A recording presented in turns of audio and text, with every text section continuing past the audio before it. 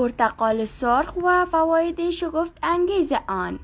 پرتقال سرخ این شاهکار بی‌نظیر خداوند که کمتر کسی پیدا می شود آن را دوست نداشته باشد.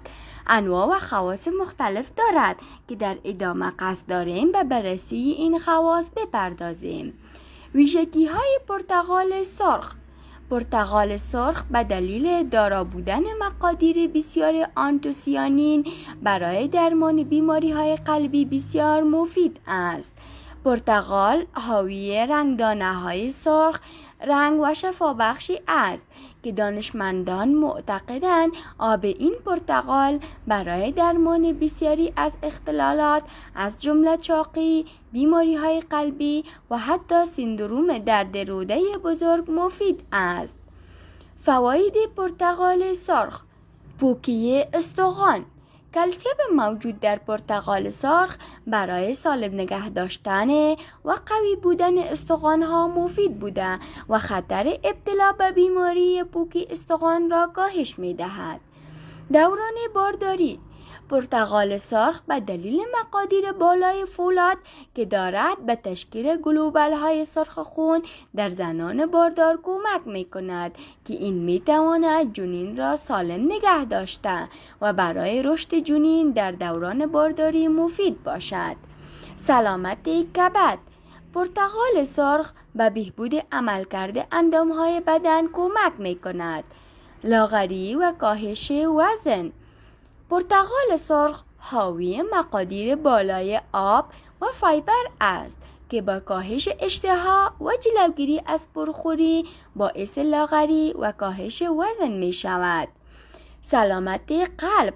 مطالعات نشان می دهد که آنتوسیانین های موجود در پرتقال سرخ دارای خواص ضد التهابی قوی هستند و خطر ابتلا به بیماری های قلبی و عروقی را کاهش می دهد. سلامتی دندان ها. مقادیر بالای ویتامین A و کلسیم موجود در پرتقال به سلامتی و تقویت دندان ها کمک می کند. پوست زیبا با پرتقال سرخ. برای داشتن پوست زیبا و جذاب از آنتی اکسیدان ها و انواع ویتامین ها باید استفاده کنیم. پرتقال منبع ویتامین ها و سرشار از آنتی اکسیدان است. تقویت سیستم ایمنی بدن.